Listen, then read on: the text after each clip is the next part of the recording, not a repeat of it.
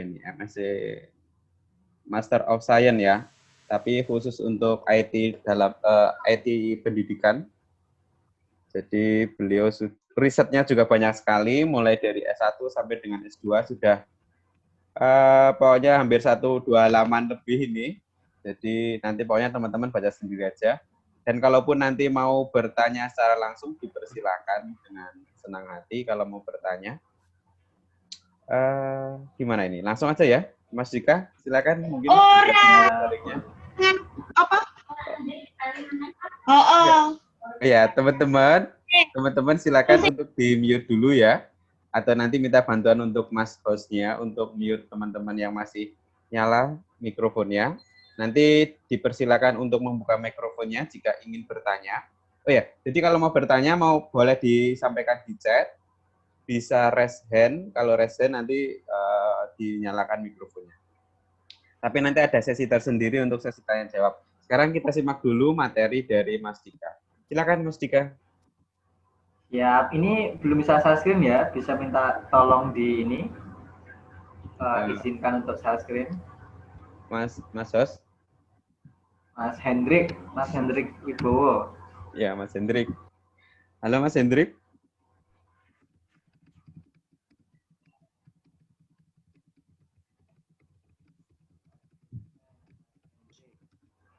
Ini baru balas chat. Oh ya, sudah. Siap, mantul. Bisa, Pak? Sudah. Oke, siap. Oke, kita santuy ya, menikmati hari Minggu sore, bareng-bareng sharing. Tentunya juga saya pun butuh banyak belajar dari teman-teman di sini gitu. Karena pada prinsipnya ya komunitas, organisasi gitu, kemudahan kan kita saling mendukung dalam kebaikan ya, biar lebih luas lagi kebermanfaatannya. Sebelumnya terima kasih untuk teman-teman Wonosobo Pengajar, Abi, Henry, dan semuanya yang hadir di sini. Dan nanti ya kita sharing ya, karena kan ada beberapa pandangan sebenarnya ya terkait organisasi dan komunitas, dan bakunya itu seperti apa, karena ahli pun punya pandangan-pandangan tersendiri juga tentang organisasi dan komunitas. Nanti kita saling berdiskusi. Oke, saya coba slideshow-nya.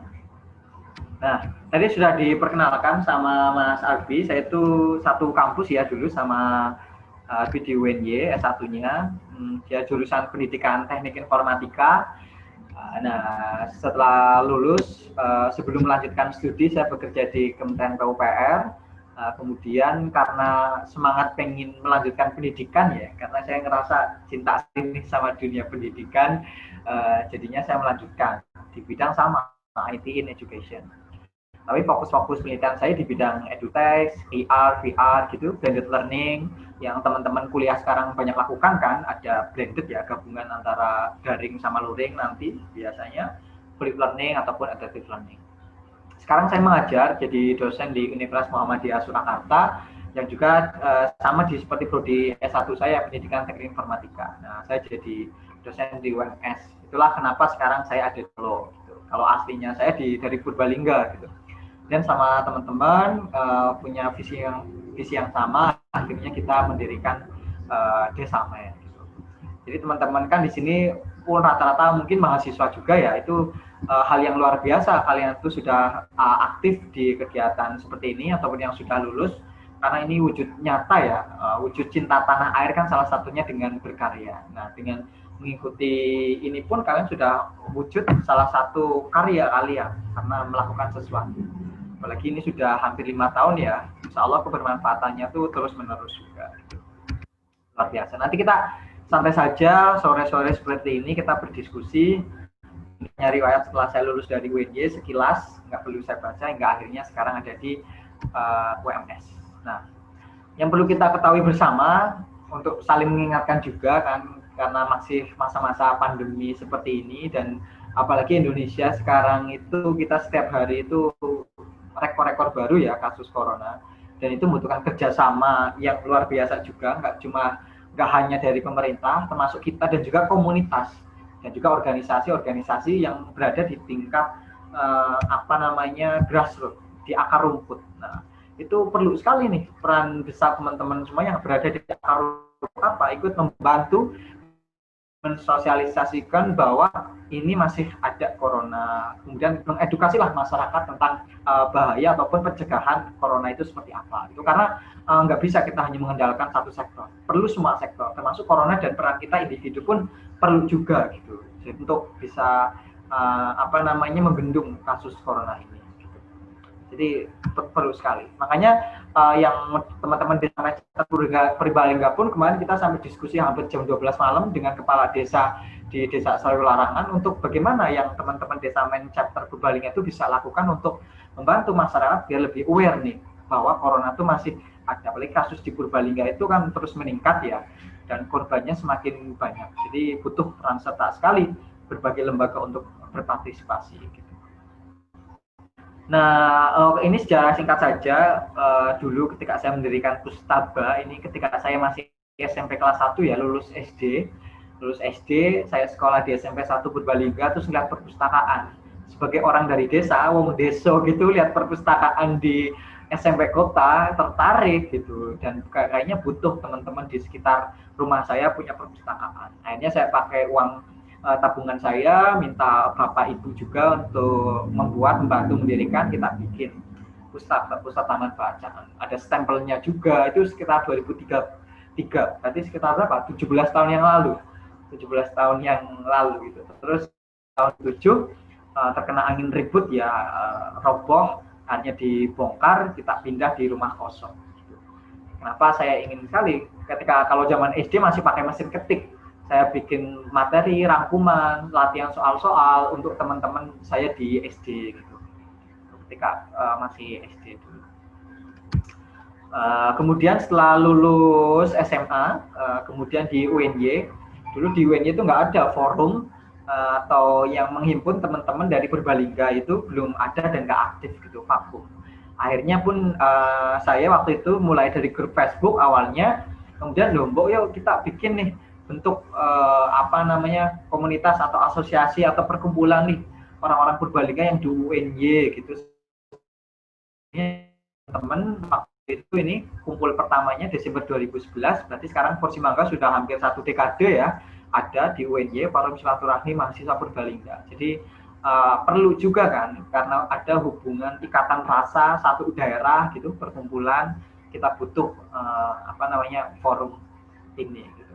Akhirnya sekarang kan jadi Ormada, salah satu Ormada di UNY, organisasi mahasiswa daerah di UNY. Sudah mau berarti tahun depan sudah 1 dekade, 10 tahun. Alhamdulillah masih aktif untuk membersamai teman-teman Purbalingga yang ada di UNY.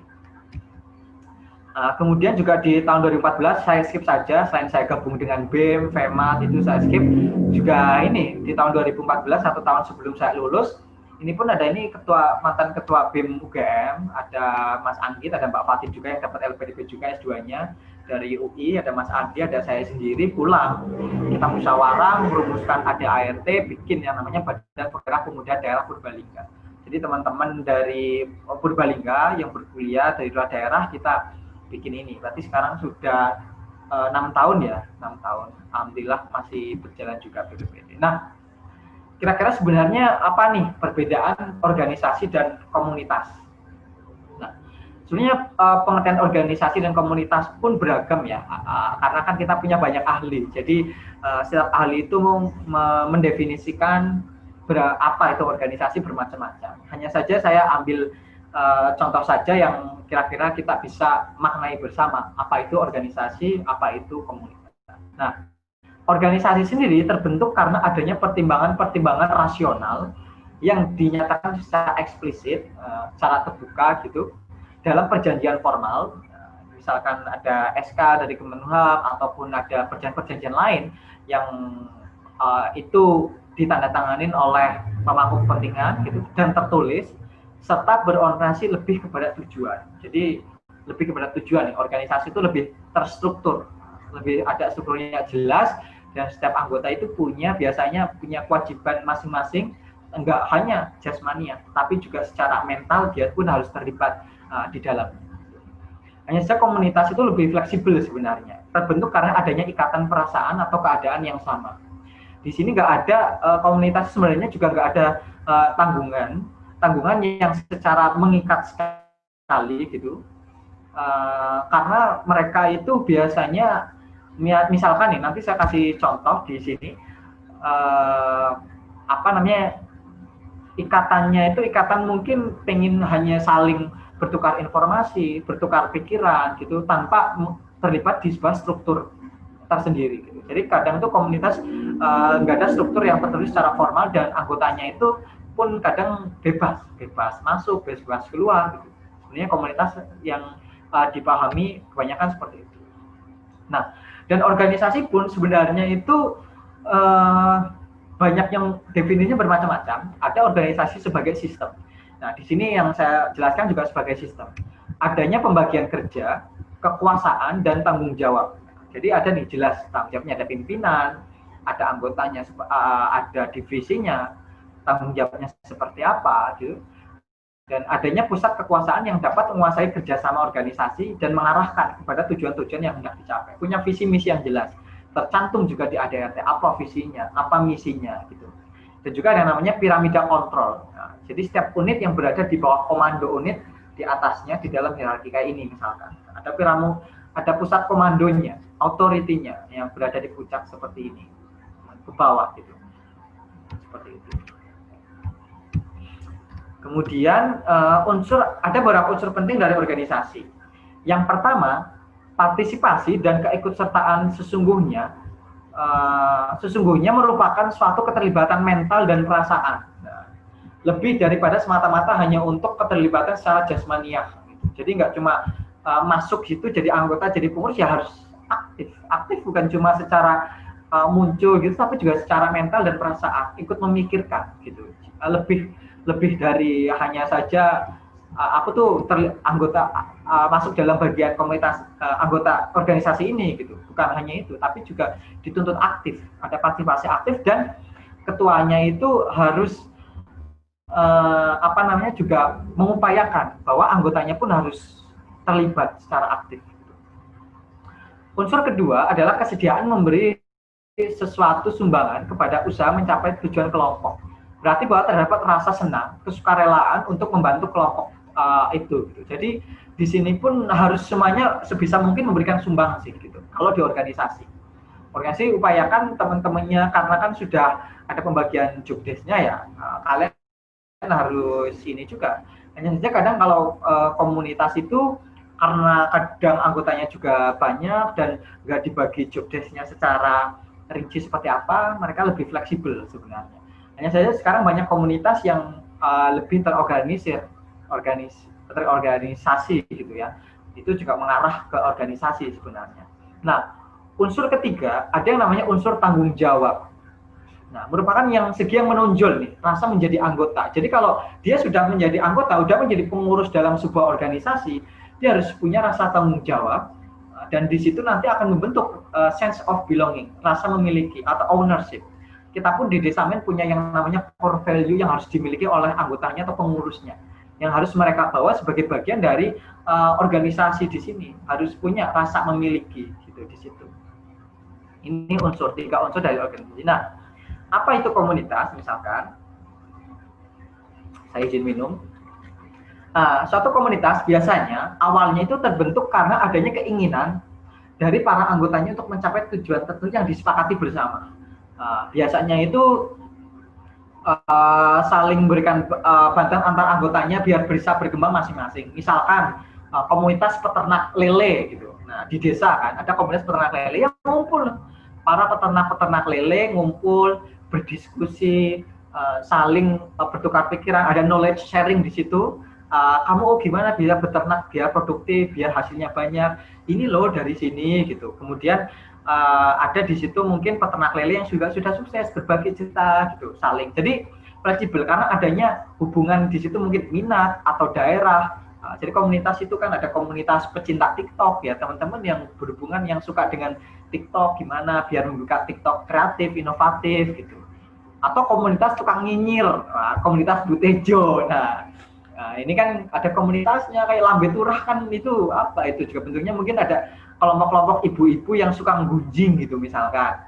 Nah, bentuk komunitas di situ ya biar ada leadernya biasanya kan, tetapi nggak ada secara khusus mereka tuh ada ADART-nya, visi misinya secara jelas gitu mereka sebenarnya nggak ada untuk komunitas. Jadi hubungan antar ikatan minat aja, komunitas anim gitu, ya mereka ada grup saling share informasi tentang anim gitu seperti apa dan lain sebagainya. Nanti pun akan coba saya contohkan kenapa di Desamen ada Desamen sendiri, ada yang namanya RLD Community atau Lilin-Lilin Desamen Community sebagai komunitas, ada chapter Desamen gitu. Untuk memperjelas posisinya mereka juga seperti apa dan arah geraknya itu juga kemana. Gitu.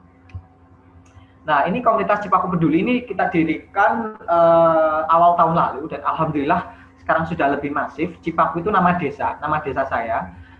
Komunitas Cipaku Peduli itu alhamdulillah juga luar biasa sekarang perkembangannya ya. Dari kita mulai itu sekitar 10 orang saja ini teman-temannya kerjasama dengan Karang Taruna. Kebetulan ini juga di bawah yang jadinya aktif. Kebetulan juga ketuanya kakak saya sendiri ini kakak saya. Ini baju kita komunitas Cipaku Peduli.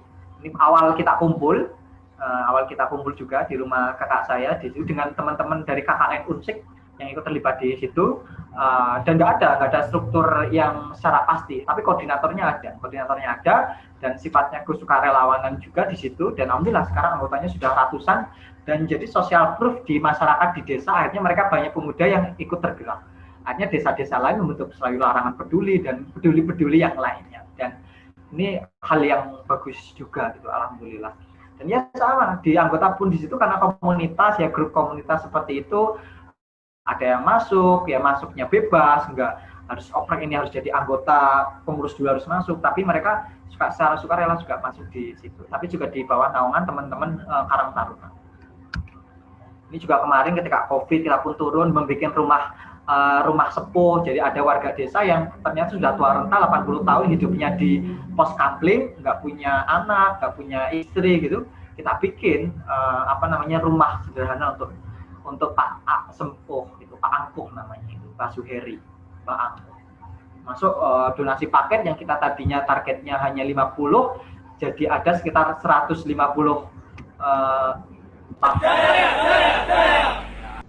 Nah, ini alhamdulillah jadi banyak sekali yang pada ikut tergerak juga. Dan anggota komunitasnya yang di dalamnya itu ya mulai dari anak-anak, pelajar, mahasiswa, lulusan, kemudian ya buruh tani juga ada di situ, pada perangkat desa, semuanya yang pengen ya berbuat sesuatu untuk di desanya. Ada prinsip keterbukaan juga di situ.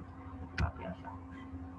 Nah, ini juga yang kita upayakan di lingkup desa. Walaupun di lingkup desa kita sudah coba menggunakan yang namanya skema pentahelix. Apa itu namanya pentahelix? Jadi penta itu kan 5. Jadi kita ada 5 sistem yang terlibat di sana.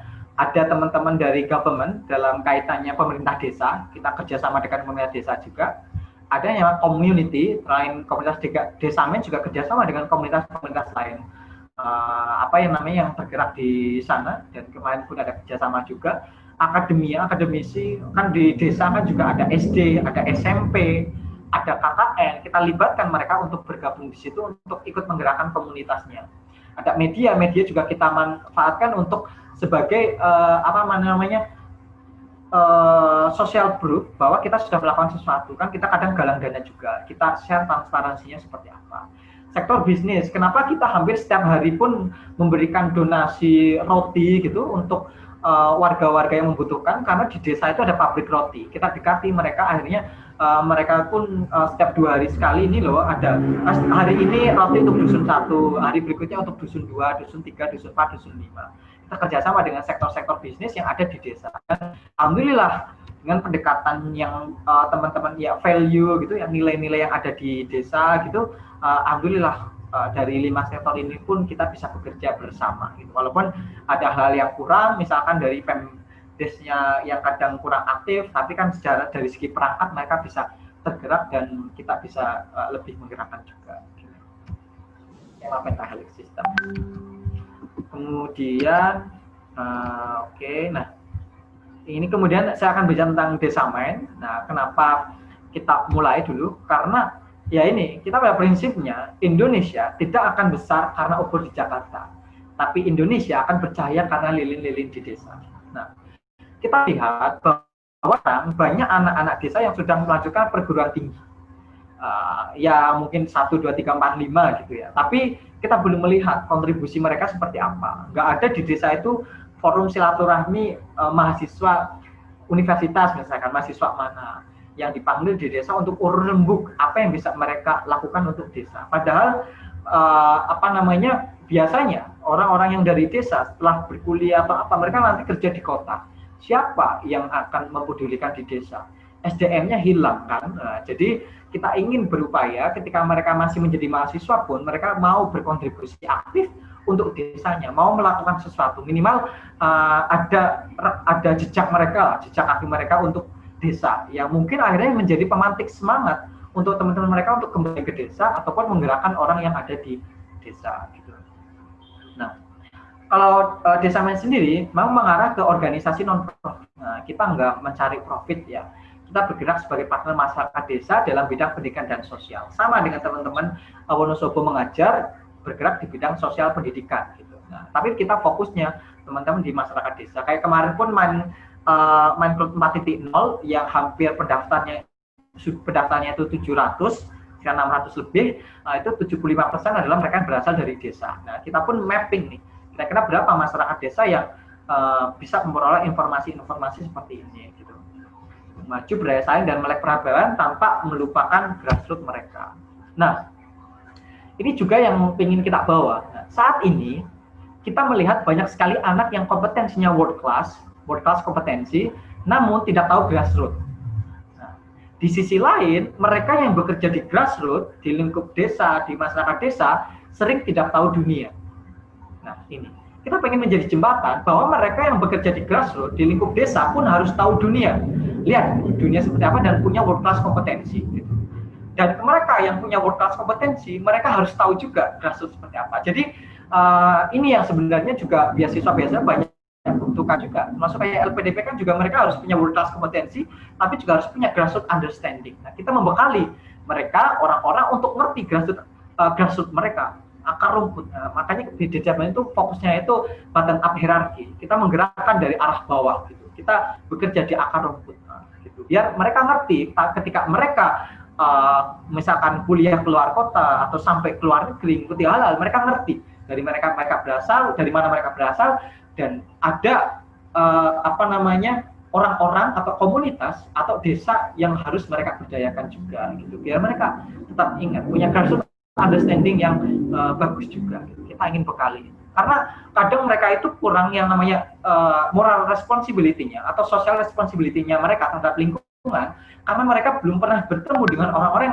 yang curhat bahwa saya tuh butuh ini, butuh itu. Kita ingin banyak berikan. Bukan hanya simpati, tapi arahnya nanti ke empati gitu. Jadi lebih tinggi. Kita bangun rasa-rasa itu. Nah, kemudian di Desa-Main kita juga punya struktur sama ya dengan teman-teman Wonosobo Mengajar, punya struktur hierarkinya gitu. Kita namanya pengurus Desa-Main, itu namanya eksekutif Desa-Main di sini. Ada 6 bidang, ada kesekretariatan, ada finance, program development, partnership, dan juga community management. Nah, di sini teman-teman community management yang membawahi nih komunitas lilin-lilin Desa-Main itu yang tersebar di 11 regional. Gitu. Termasuk chapter Desa-Main pun nanti ada di teman-teman community management. Karena chapter sendiri itu juga berawal dari teman-teman yang bergabung ke komunitas yang punya concern lebih, ingin berkontribusi secara aktif dan dalam bentuk kepengurusan tersendiri. Nah, untuk anggotanya juga beragam sama dengan Wonosobo Mengajar. Ini untuk pengurusnya ya, maksudnya pengurusnya, anggotanya lebih beragam lagi. Pengurusnya ada teman-teman yang juga alumni dari Manchester U, ada teman-teman dari ITB, kemudian Tianjin, Mbak Evi, wakil di Desa-Main, founder juga. Kemudian juga ada PNS juga yang di Badan Pusat Statistik, bahkan teman-teman yang menjadi buruh migran Indonesia di Hong Kong pun ada jadi pengurus kita. Ada lulusan SMK, gitu, beragam sekali kita, dari teman-teman yang SMK hingga mereka yang sudah berwirausaha. Banyak sekali, beragam juga. Nah, kita juga ada quote dari Tan Malaka, bahwa bila kaum muda yang telah belajar di sekolah dan menganggap dirinya terlalu tinggi dan pintar untuk melebur dengan masyarakat yang bekerja dengan cangkul dan hanya memiliki cita-cita yang sederhana, maka lebih baik pendidikan itu tidak diberikan sama sekali. Nah, karena apa? Kita banyak melihat mahasiswa ataupun teman-teman yang sudah bersekolah, mereka susah berbaur dengan masyarakat desa, susah berbaur dengan mereka para petani, para peternak yang bekerja di sangkul, bekerja di tanah ladang, itu mereka bingung gimana mereka memulai komunikasinya, gimana mereka bisa bercerita gitu. Nah, kita pengen kemarin mereka bersekolah tinggi-tinggi, mereka pun punya rasa gitu, bisa berkomunikasi yang bagus dengan orang-orang yang berada di akar rumput. Gitu. Karena kan tujuan pendidikan juga kan how to live together. Gitu. Gimana kita bisa hidup bersama-sama di masyarakat juga. Nah, kemudian ini yang kita bentuk juga di Desamen ataupun komunitasnya ada yang namanya social capital. Kita bentuk modal sosial. Modal sosial itu akan menguatkan teman-teman yang ada berada di sistem itu. Harus punya sense of belonging, network, kemudian ada social trust, ada moral standar yang kalian yakini. Gitu. Jadi kalau kadang kan kalau misalkan nih saya contohkan di BEM, saya pun di BEM, aktif di Hima juga, gitu kan. Kadang kita ikut ya hanya ikut organisasi, tapi kadang ada rasa kurang memilikinya juga ada. Sense of belonging-nya kurang, rasa ownership-nya kurang. Karena apa? Kurang dibangun dengan nilai-nilai. Moral standar, human value-nya juga kurang di situ. Tapi kita kayak Wonosobo Mengajar, Desamen, kita punya kayak nilai-nilai standar human value yang kita ajarkan. Ada social trust-nya, ada honesty-nya, ada reliability-nya juga di situ. Gitu.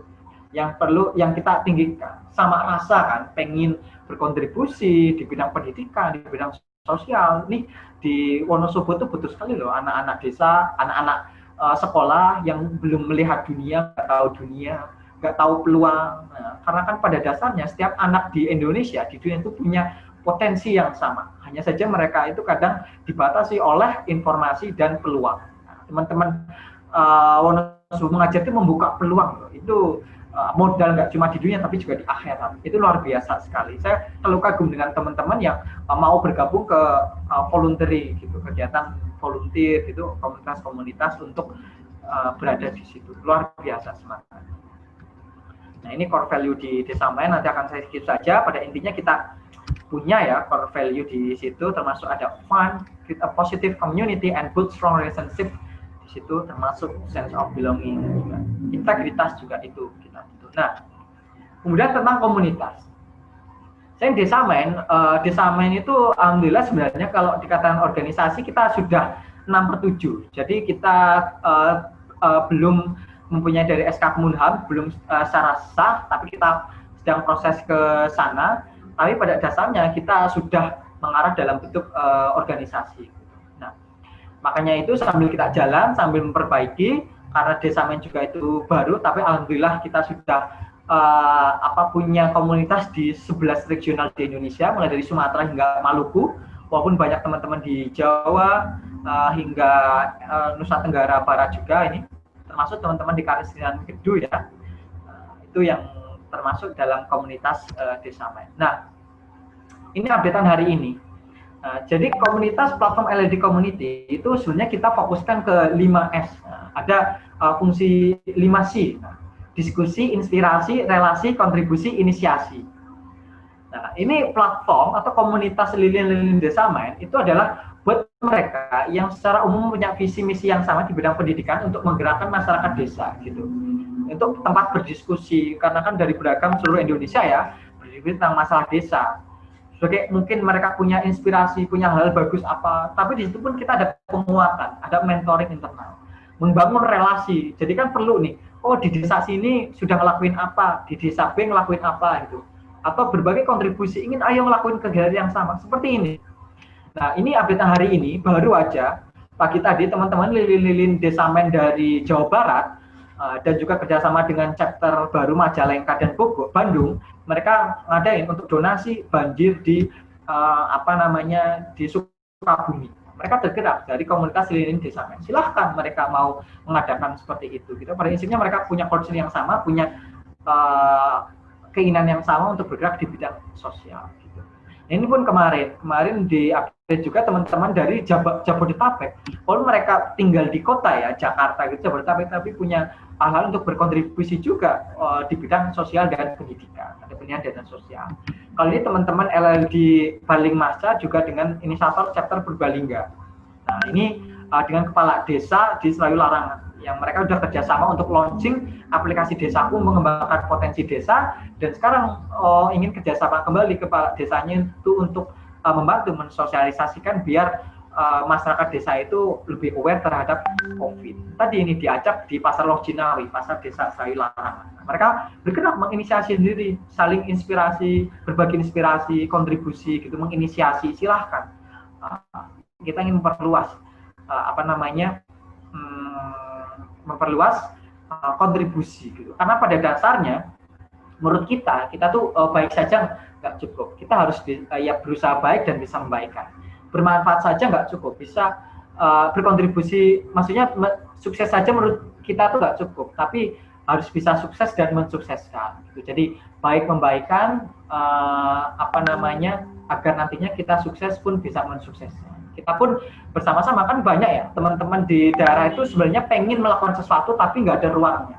Makanya kita bentuk LD Community yang mereka secara bebas bisa, ada yang masuk, ada yang keluar juga, ada yang aktif, ada yang enggak. Kemudian untuk mereka yang ingin aktif lagi, mereka bisa menginisiasi chapter dan kita bimbing, kita bina gitu.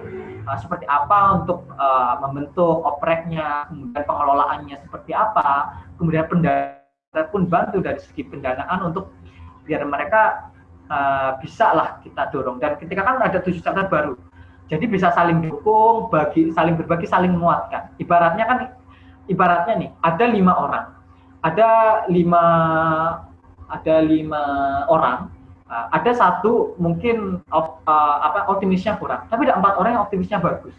Nah dia akan lebih banyak orang yang ikut membantu mendorong optimismenya itu. Dia akan lebih terjaga nantinya juga. Kita harapannya seperti itu. Jadi positive community yang juga bisa menggerakkan teman-teman yang lain. Kita gerak untuk menggerakkan seperti itu. Ini juga teman-teman chapter baru. Jadi ketika kita di Wonogiri ya sebelum pandemi.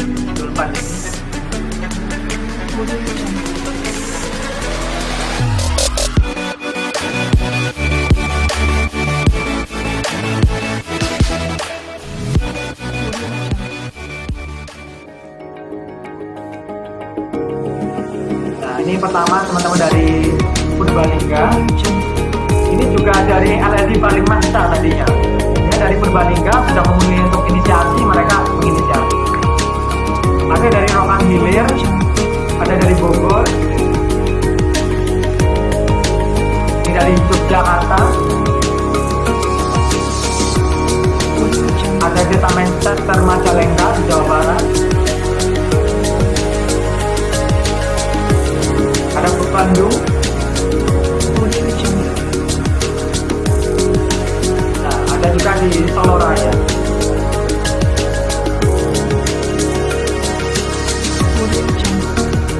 Itu tadi untuk chapter Desa Main. Selain kita punya program unggulan yang termasuk beasiswa Desa Main ya, yang ini masih dibuka. Jadi silakan teman-teman yang berkuliah di Jogja, Solo bisa apply beasiswa Desa Main. Ada charity program, Desa Main Award, Main Talk, Main Cloud, Mainstream, banyak sekali.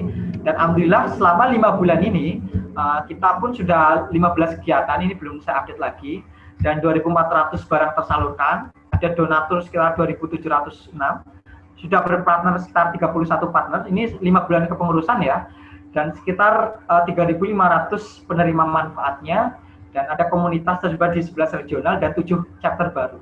Karena tadinya kita pengen fokus ya 2 atau 3, tapi ternyata luar biasa inisiatifnya. Tadinya pun Solo Raya itu mau 2, ada Klaten sama Solo. Tapi kita coba lah 7 dulu biar kita fokus dan kearahkan ke kontribusinya. Kontributifnya nanti seperti apa. Akan saya share yang lain sebentar. Yang silakan yang nanti mau bertanya ya. Bisa. Desa Main. Nah, di sini, ini untuk website kita desamain.id. Di sini ada chapter dan komunitas. Nah, Nah, ini kemarin Desa Main Chapter itu kan nanti ada kemuliaan juga di daerah dan untuk pertama itu batch LED community. Jadi teman-teman yang tergabung ke komunitas itu kalau mau dia benar terlibat aktif dan membuat kepengurusan itu mereka bisa namanya inisiasi chapter baru. Nah, di sini ada cara menginisiasi chapter baru. Nah, ini minimal cuma 3 orang, tapi banyak mereka sampai inisiatornya ada 5 orang, bahkan baliknya ada 7 orang gitu.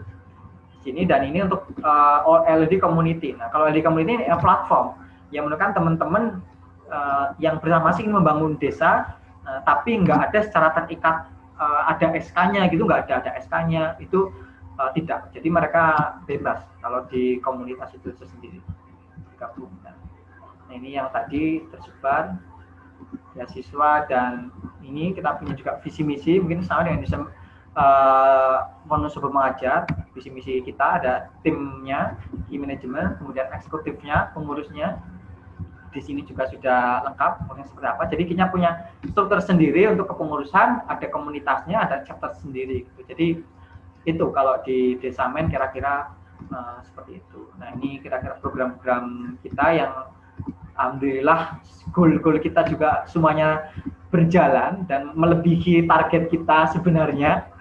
Karena sebenarnya kita menagat target itu waktu itu nggak banyak-banyak sekali, tapi ternyata bisa melampaui mimpi. Karena pada prinsip kita itu kita ya hanya do the best, let's get to the rest. Jadi kita mencoba lakuin yang terbaik, teman-teman oke, kita oke, dan bersyukur sekali kita punya pengurus-pengurus yang positif sekali juga dan merawat optimismenya bagus di situ.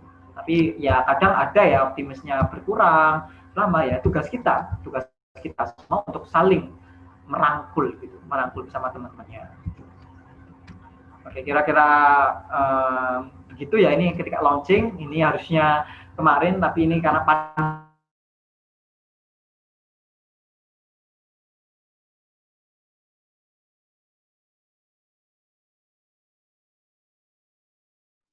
Halo, Mas Dika. ya, halo. Oke. Tadi keputus. Nggak apa-apa. Oh, putus ya? Lanjut. Oke, ini udah tinggal diskusi nanti. Ini beasiswa Desa Main ya. Teman-teman monggo loh. Oke, masih ada 3 hari. Ini kita juga videonya bikin sendiri. Ini di Klaten. Gabungan ada di Klaten, di Solo.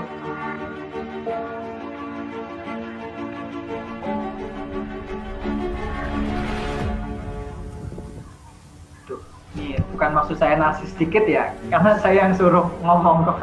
Desa Main merupakan salah satu non-profit organisasi yang bergerak sebagai partner masyarakat desa untuk membentuk masyarakat desa yang maju, berdaya saing, dan melek peradaban.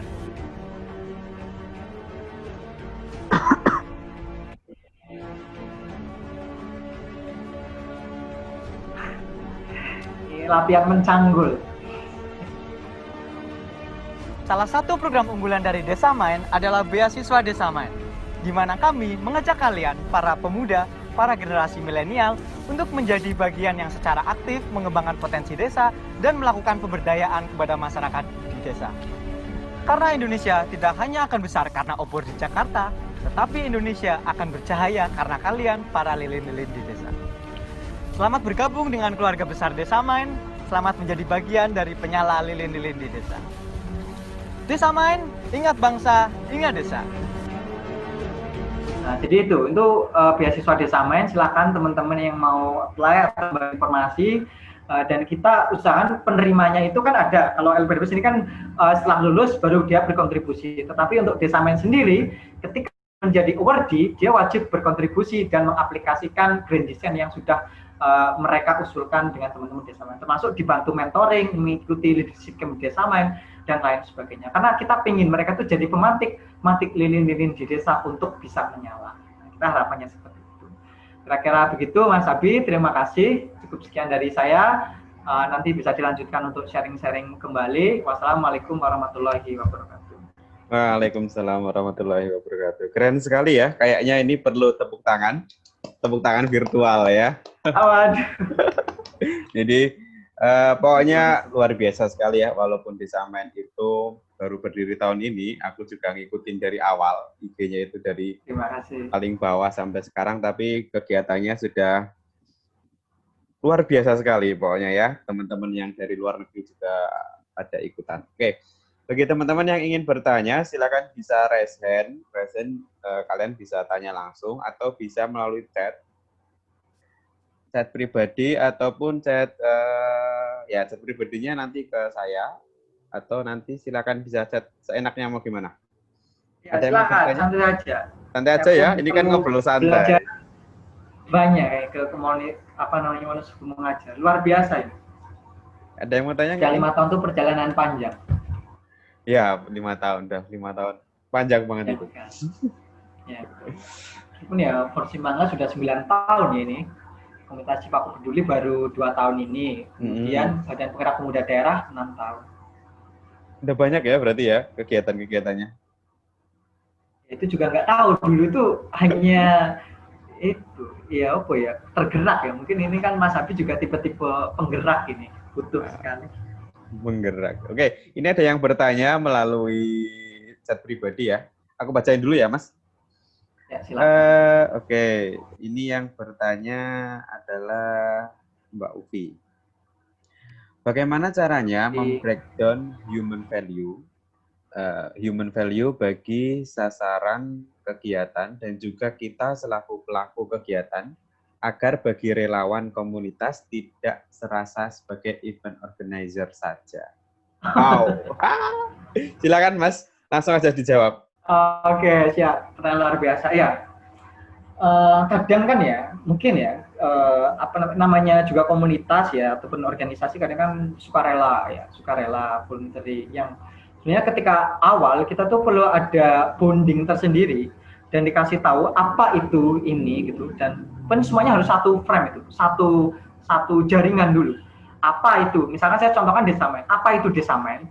Visi misinya seperti apa, core value-nya apa. Nah, ini core value ini yang harus kita bawa. Nah, jadi teman-teman yang sudah paham, yang menyetujui ya, berarti ketika berjalan ya harus sudah mengikuti panduan-panduan itu, termasuk ada ART-nya kan.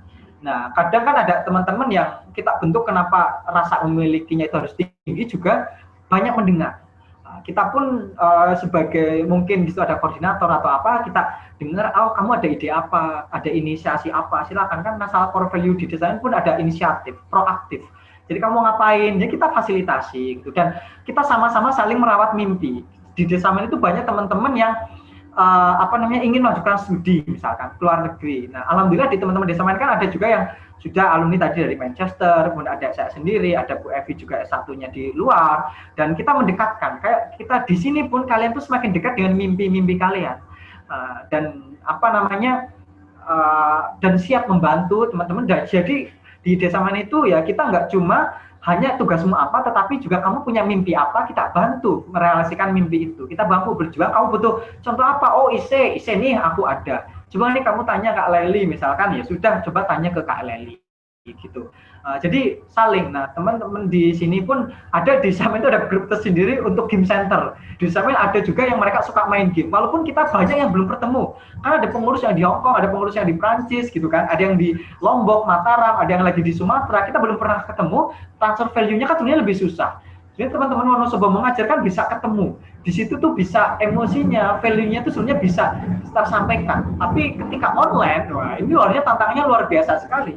Tapi kita juga bisa di situ bisa lah teman-teman bisa merasakan bahwa ini yang harus kita bawa, cita-cita bersama. Nah, kita pun sebagai pimpinan pun semuanya harus punya storytelling kan. Nah, ada namanya storytelling in organization. Jadi membawa organisasi itu punya cita-cita bersama ke depan mau seperti apa, dan cita-cita itu bukan milik 1-2 orang, tapi cita-cita itu juga milik kalian semua, milik bersama. Besar kecilnya organisasi juga kalian yang punya gitu. Jadi harus punya rasa kebanggaan. Kenapa di situ harus ada punya ownership, sense of belonging di situ, dan kita pengen Desamen itu milik bersama. Makanya saya selalu memberikan kesempatan juga untuk anggota, nih siapa yang mau jadi moderator, siapa yang mau ngisi di Desamen, mau jadi MC, silakan, ini milik kita bersama gitu, nggak cuma 1-2 orang gitu. Jadi di situ kita saling menjaga, dan juga di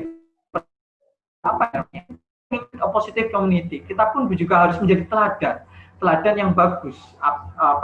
Dibuktikan dengan yuk kita juga inisiatifnya bagus, banyak ikhlasnya. kita perlu banyak ikhlas di situ, banyak lapangnya. Karena kan saya paham sekali nih bagaimana menghadapi banyak orang, karakteristik yang berbeda, ya kan, background yang berbeda itu luar biasa sekali, butuh kesabarannya di situ. Dan kita harus jernih sekali memandang, harus jernih sekali menerima kritik dan saran gitu. Ada perbedaan pandangan, kita dengarkan dulu. Nah, kita lihat dari sisi-sisi mana yang harus kita selesaikan gitu.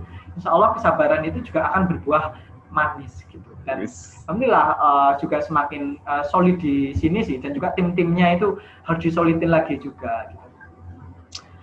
Itu sih, walaupun kita online, kita masih banyak online sebenarnya, pengen ketemu tapi karena jauh gitu. Tapi alhamdulillah saya juga kadang itu ya senang sekali, luar biasa dengan teman-teman di Desamen. Makanya bisa sejauh ini juga karena semangat teman-teman di Desamen itu sendiri, dan kita kasih ruang bagi mereka untuk berkembang juga di situ. Keren. BTW aku merinding loh dengerinnya. Oke. Waduh, merinding. Jadi aku nyoba beri kesimpulan ya. Jadi pada intinya bangun komitmen, kemudian sebisa mungkin ada kedekatan personal, baik itu antara, walaupun kita ada hierarki struktural, tapi tetap ya semuanya adalah sama, ya kan, karena satu komunitas. Dan yang lebih penting adalah saling memiliki perasaan saling memiliki. Karena aku jadi ingat skripsiku ini tentang bela negara. Kita bisa membela negara kita itu kalau kita merasa memiliki negara. Atau kita mungkin memiliki benda apa gitu kan. Kalau kita merasa memiliki, insya Allah kita akan menjaganya. Mungkin begitu juga dengan sebuah komunitas. Oke? Ada pertanyaan selanjutnya pertanyaan dari relawan PSDM Wonosobo Mengajar. Oke, nggak pakai nama. Dari komunitas kan biasanya relawannya dari berbagai latar belakang, terlebih jika dihadapkan pada kesibukan dan kehidupan rumah tangga. Ini khusus kalau yang sudah berumah tangga ya. Bagaimana strategi? Nih ya, beberapa sudah. Oh iya, Wonosobo Mengajar untuk pengurusnya ada banyak banget loh yang nikah. Wah, mantap. Itu sama. Bagaimana strategi manajerial relawan ketika melihat tipologi komunitas yang punya kesibukan dan prioritas masing-masing? Terlebih untuk relawan yang bergabung cukup lama atau yang berada dalam titik jenuh. Ya udah itu aja. Oke, siap. Gimana itu kira-kira? Sebenarnya ya kalau komunitas itu kadang ada kelemahannya ya, karena sebenarnya kalau komunitas itu kan lebih fleksibel, dia mau aktif atau enggak sebenarnya itu boleh. Cuma kan sekarang komunitas mengarah ke organisasi ya. Saya lihat Wonosobo Mengajar itu sebenarnya sudah sebuah bentuk organisasi juga, cuma punya komunitas juga di situ. Hanya saja yang tergabung ke pengurusan, ya dia juga harus aktif kan. Tapi kalau udah di dunia volunteer untuk sebuah project, ya dia harus aktif juga sebenarnya. Kalau sudah terikat seperti itu, bukan hanya perkumpulan, tapi karena ada sebuah project yang harus mereka ikuti. Nah, dia permasalahan itu sama ya. Di kita pun ada, apalagi juga ada teman-teman BNI ya, Tenaga Kerja Indonesia, TKI. Ibaratnya TKI kan juga punya latar belakang yang berbeda juga, kemudian punya kesibukan yang berbeda juga, pagi sampai malam juga harus masak, dan punya pola pikir yang berbeda sekali dengan teman-teman yang mungkin sudah berkuliah gitu kan, sudah bekerja. Kita juga ada pimpinan organisasi nih di sebelah saya, pimpinan perusahaan swasta gitu, luar biasa juga tergabung di sini gitu. Nah, caranya seperti apa? Ada pendekatan personal gitu.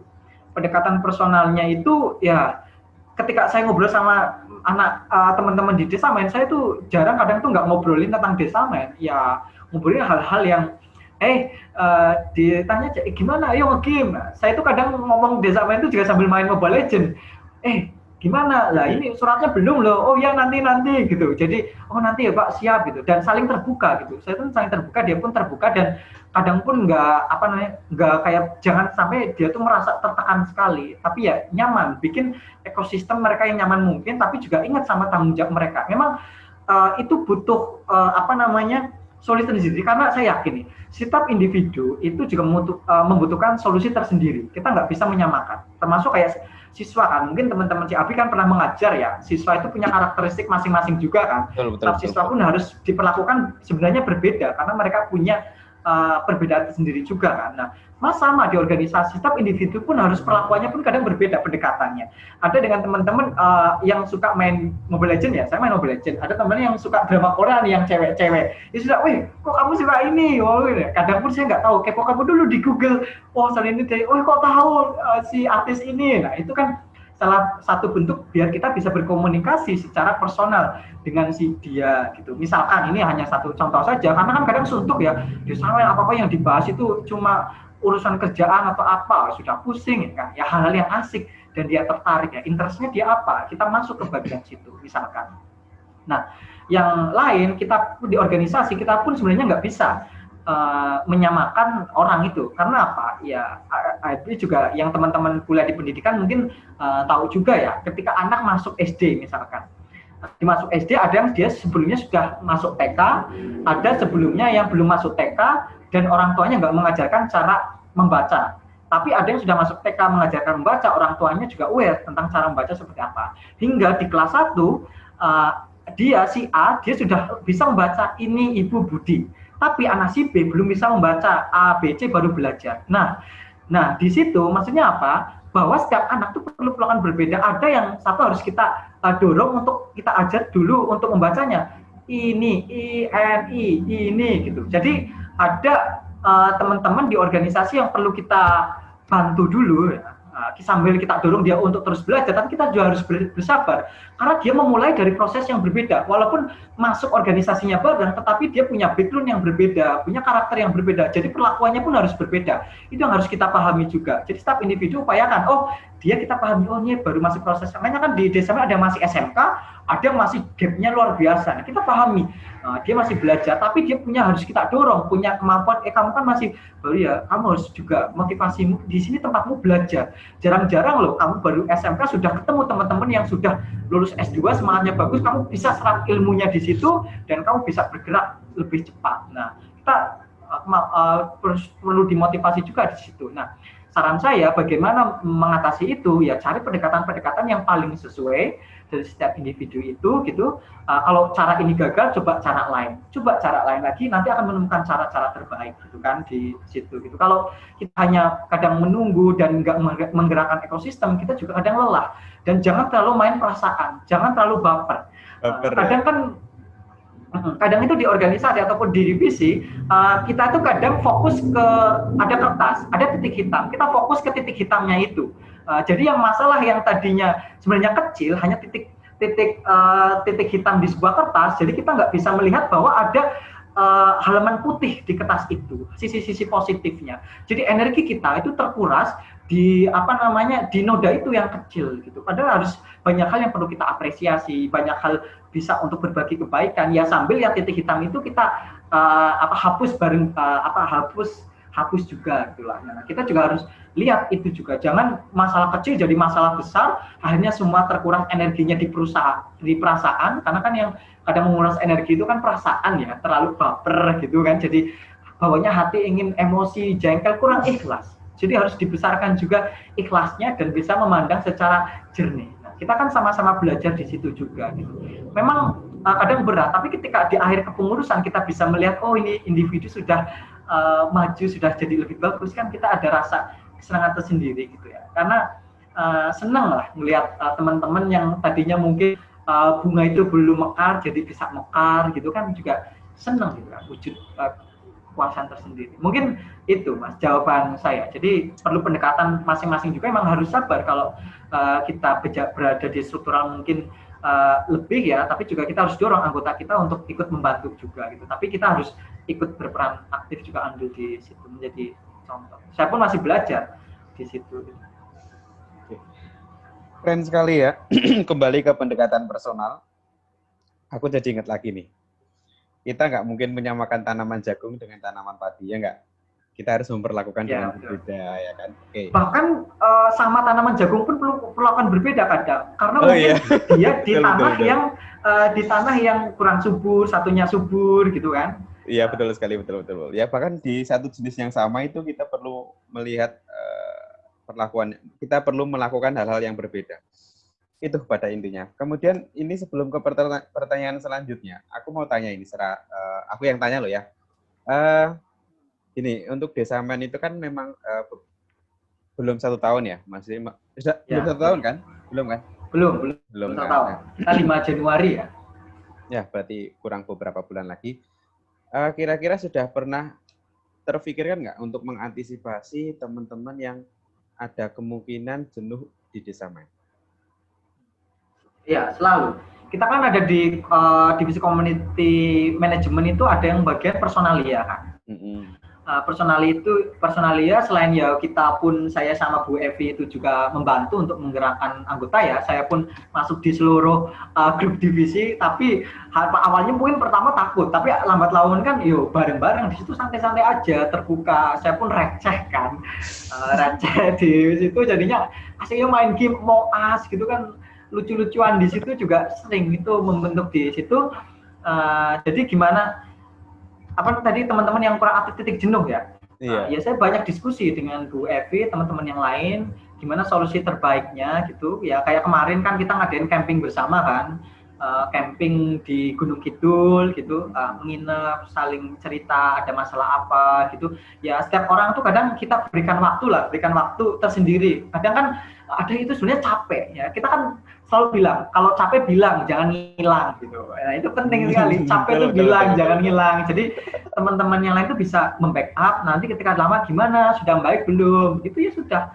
Kadang kalau dia jadi kerjaan, tapi kita ngerti dia lagi capek, lagi lelah, kita backup dulu. Nanti kita tarik lagi. Karena setiap orang tuh kadang ya punya kesibukan masing-masing, tapi punya tanggung jawab juga di sini. Gitu. Kalau lagi sibuk ya bilang, konfirmasi, komunikasi. Yang paling penting di organisasi kan juga komunikasi. Kadang kan karena kurangnya komunikasi kita tuh berspekulasi hal-hal kurang baik juga kan. Karena kadang nggak sesuai yang kita pikirkan, tapi teman-teman yang lain tuh berpikir hal yang lain. Jadi ini bagi teman-teman kalau capek ya bilang, terus jangan hilang. Ingat juga tujuan awal kenapa gabung di situ, apa tujuan kalian. Itu selesaikan hal yang sudah kalian mulai gitu. Jangan menghilang gitu. Itu mungkin dari kita seperti itu. Dan besok kan ada progress report ya, kita coba nyari cara gimana biar dekat. Kita pun ada yang namanya 1 hour closer. Tadi malam pun baru dilaksanakan. Jadi setiap 2 minggu sekali ada yang namanya 1 hour closer, gimana kita itu mengorek ya hal-hal pribadi atau lucu atau pengalaman menarik dari pengurus itu. Ada 3 atau 4 orang yang biasanya kita suruh silakan sharing hal-hal, kamu kan baru ketahuan kan hal-hal lucunya apa gitu, menarik. Nah itu mendekatkan juga kita untuk saling mengenal teman-teman yang lain walaupun jauh gitu. Itu salah satu upaya yang dilakukan oleh teman-teman personalia di community management gitu. Dan kita pendekatan-pendekatan di luar itu juga kita lakukan. Iya. Oke, thank you banget, ini jawabannya sangat luar biasa. Jadi harus ada refreshing sedikit ya.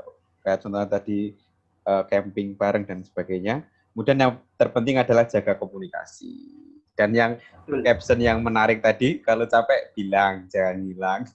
Keren banget. Oke, ini ada pertanyaan, mungkin pertanyaan terakhir ya, atau nanti kalau masih ada lagi, kalau masih ada waktu silakan bisa disampaikan. Ini ada pertanyaan terkait dengan kegiatan atau program dari Desa Aman.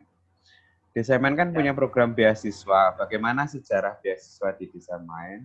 Tips dan trik mengelola beasiswa. Kira-kira gimana? Oke. Jadi itu yang cukup kompleks kalau kita pikirkan, tapi setelah kita lakukan ternyata ya nggak kompleks-kompleks amat dan kita bisa melaluinya. Gitu. Iya. Dan sebelumnya ya sudah kita konsep terlebih dahulu draftnya, dan juga pertama yang kita lakukan kan teman-teman di Desa Aman kan sudah ada penerima beasiswa, ada LPDP, ada beasiswa unggulan, ada Chinese Government Scholarship, ada beasiswa yang lain. Kita pertama sebelum bikin panitia, kita kumpulin dulu teman-teman yang sudah pernah menerima beasiswa, kita kumpulin, kita dengarkan mereka. Oh beasiswa ini seperti apa, beasiswa B seperti apa, kita kumpulkan, berdiskusi untuk mencari skema beasiswa yang cocok untuk beasiswa Desa Aman ini itu seperti apa. Kita mendengarkan dulu dari teman-teman para penerima beasiswa itu di Desa Aman. Nah setelah itu baru kita mengkonsep nih. Nah dari beberapa beasiswa itu kira-kira mana beasiswa yang paling kita lihat juga, tetapi juga kita melihat kelebihan-kelebihan di beasiswa lain. Atau beasiswa yayasan mana gitu kita lihat, kekurangan beasiswa ini apa, kita saling ngasih tahu juga, oh LPDP misalkan kekurangannya adalah mereka berkontribusi setelah lulus, tapi setelah lulus mereka kayak ada yang berkontribusi, ada yang enggak, misalkan kan seperti itu. Tapi makanya di Desa Main yuk mereka harus berkontribusi ketika mereka menerima beasiswa dengan dukungan, ada dana pengabdiannya kita dukung, ada uang bulanannya juga kita dukung, ada mentornya, ada leadership camp Desa Main. Itu adalah hasil-hasil kita berdiskusi dengan para penerima beasiswa dari teman-teman pengurus Desa Main, ataupun kita ngelihat referensi beasiswa lain. Akhirnya kita menemukan nih, akhirnya ada beasiswa Desa Main. Nah, nanti bisa dikepoin seperti apa fanblog kita ke depan, karena pengennya ya benar-benar bisa berkontribusi gitu, nggak lepas, tetap terikat di situ. Nah, kemudian untuk yang lain, kenapa kan modelnya kita kan juga grand design. Grand design itu ya mereka kan membuat kira-kira mereka mau berkontribusi apa di desanya. Kemudian di tahap akhir ya nanti mereka kan ada wawancara dengan para jurinya untuk melihat apa implementasinya kira-kira memungkinkan atau tidak, kemudian programnya apakah bagus atau enggak. Ya nantinya kita bantu juga, kita support untuk bisa diaplikasikan di desa tersebut. Nah, itu kalau konsep beasiswa Desa Main kira-kira seperti itu. Kita pengen nih, karena syaratnya juga mereka yang berasal dari masyarakat desa nantinya bisa berkontribusi kembali untuk desa. Kita ingin memfasilitasi itu, karena kan banyak keluhan, saya pun di desa pengen berkontribusi, bingung seperti apa. Nah, kita bisa cari nih calon lilin-lilin desa baru, pemantik-pemantiknya melalui beasiswa Desa Main. Gitu. Walaupun kedepannya kita pengennya lebih luas lagi, dan juga masyarakat desa yang ingin mengabdi di desa, masyarakat kota yang ingin mengabdi di desa pun pengen kita fasilitasi. Nah, ya mohon doanya saja beasiswa Desa Main juga bisa terus berkembang gitu, dan bisa menjaga amanah dari teman-teman donatur gitu yang sudah menyumbangkan ini. Amin. Itu kalau beasiswa di Desa Main. Jadi awalnya ya kita banyak mendengar untuk mencari skema terbaik untuk program beasiswa kita. Apa yang dibutuhkan masyarakat desa, anak-anak desanya, apa untuk bisa menggerakkan mereka. Karena kita yakin yang bisa menjadi penggerak di desa adalah anak-anak mudanya. Kalau orang-orang tua yang sudah sibuk bekerja atau apa, mereka kan semangatnya mungkin berkurang ya, kesibukannya berkurang. Tapi anak-anak muda ini nih yang bisa kita dorong, bisa kita gerakan untuk bisa membangun ekosistem yang lebih baik di desa. Oke. Terima kasih sekali jawabannya. Ini kayaknya udah mau jam 5:30, udah mau maghrib ya. Ada yang mau bertanya lagi? Nggak ada?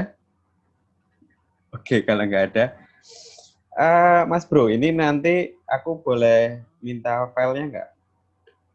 Yang tadi boleh. Oh, boleh ya, nanti PDF nanti saya kirim ya. Oke. Terus izin, ini kan kita record, nanti mungkin kita akan share di beberapa sosmednya One Solo Mengajar, nggak apa-apa ya? Oh, kirain YouTube. Oh iya, silakan.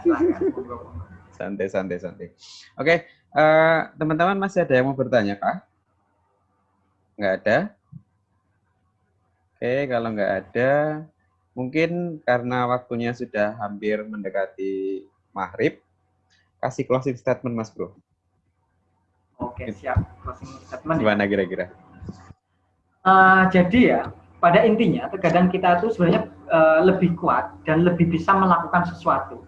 Hanya saja terkadang kita tuh lupa untuk apa? Lupa untuk meyakini bahwa kita tuh mampu. Kita tuh terlalu kadang tuh berasumsi bahwa tuh kayaknya kita tuh nggak bisa. Gitu. Padahal kita belum mencoba bergerak. Orang yang bermimpi tanpa bertindak sudah pasti gagal.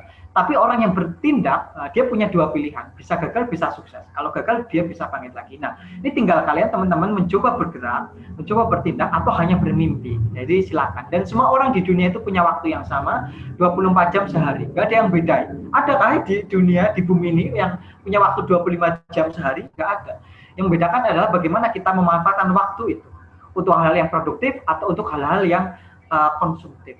Itu tinggal pilihan kalian. Jadi, tetap jaga semangat kalian, tetap jaga optimisme kalian. Kalau kalian sudah berada di lingkungan yang menurut kalian tepat, ya itu saatnya kalian bisa berkembang. Gitu. Jangan kalian pergi dari komunitas itu, dari lingkungan itu. Gitu. Jadi carilah cycle yang bisa membentuk kalian. Dan saya rasa One Solo Mengajar ini juga cycle yang bagus sekali untuk menjaga mimpi-mimpi teman dan untuk berkontribusi menjadi manusia.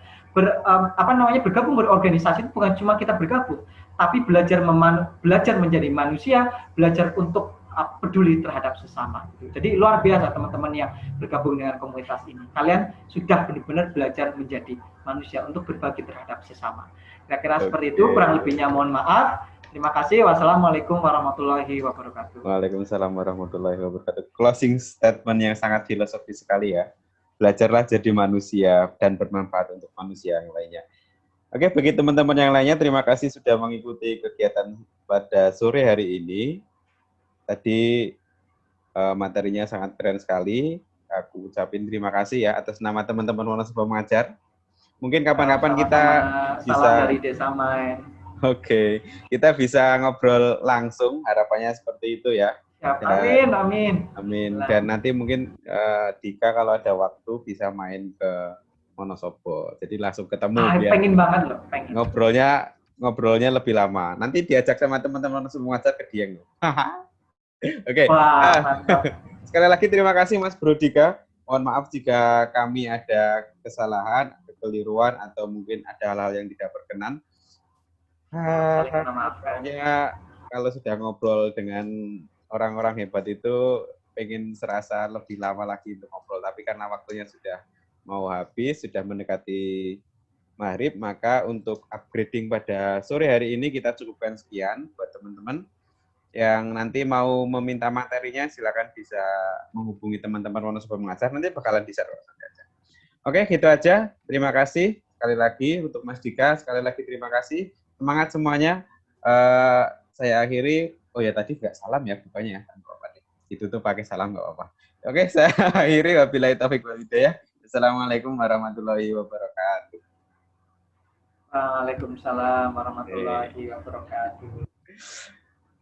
Bentar.